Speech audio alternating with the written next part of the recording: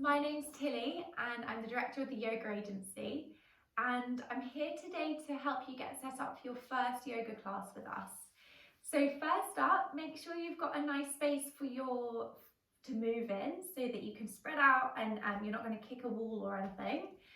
And then get a mat.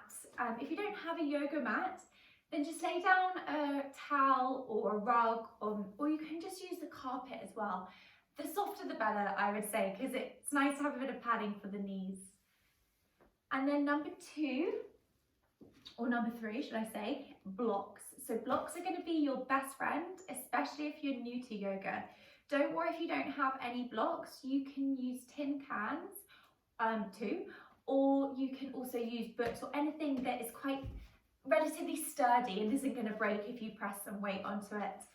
Otherwise, you can purchase blocks, a pair, for £8 on Amazon, which I actually really recommend if you're planning on doing a few yoga classes, and especially if you're new. So I'll just show you how they can be helpful in your yoga practice.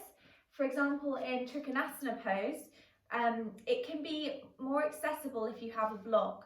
And in order to keep your chest open without rounding down, having a block just helps you get the right alignment. So I would definitely recommend investing in a couple of these if you're about to embark on a yoga journey.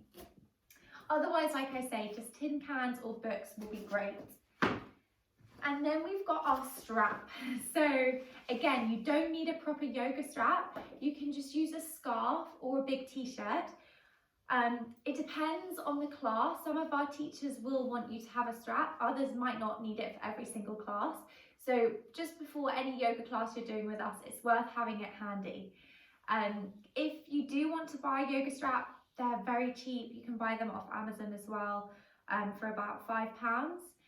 And if you want to loop your strap, so to make it useful to catch your foot and go deeper into a back bend, then you want to thread one end through both buckles, and then you take it over the top of the first buckle and underneath the second buckle, and then you pull it tight, and you can adjust the size of the circle.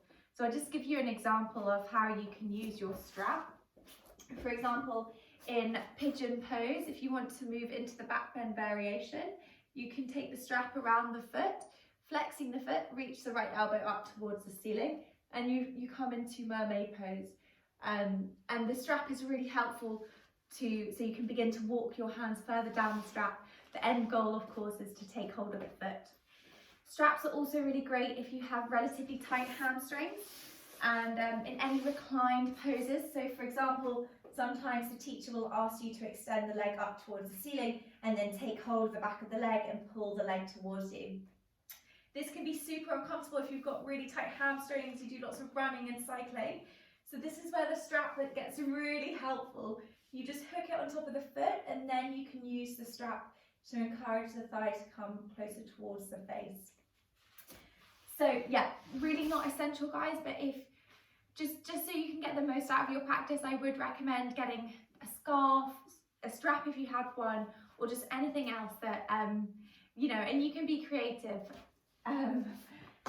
Okay, so lastly, we've got our bolsters. So most people won't have a bolster at home. You do not need a bolster.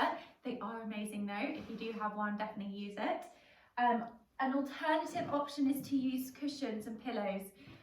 This is obviously a lot smaller, so use your biggest cushions that you have. And they're really great for the more restorative poses.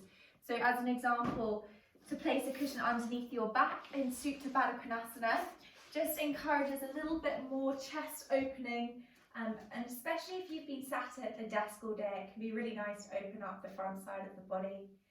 So the teacher will always guide you guys. She'll help you or he will help you get into the pose either with props or without props, but it's just nice to have them there.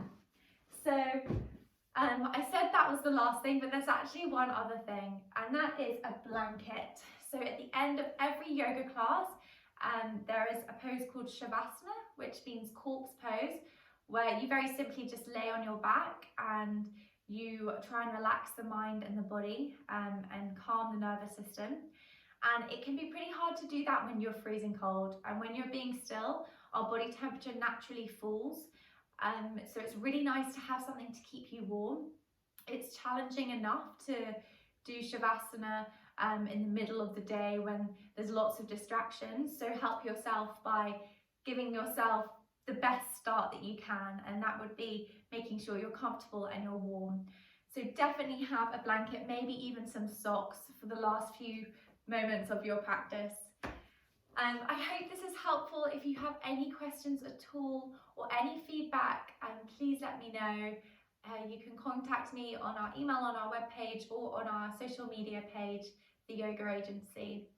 And yeah, enjoy your first class with us.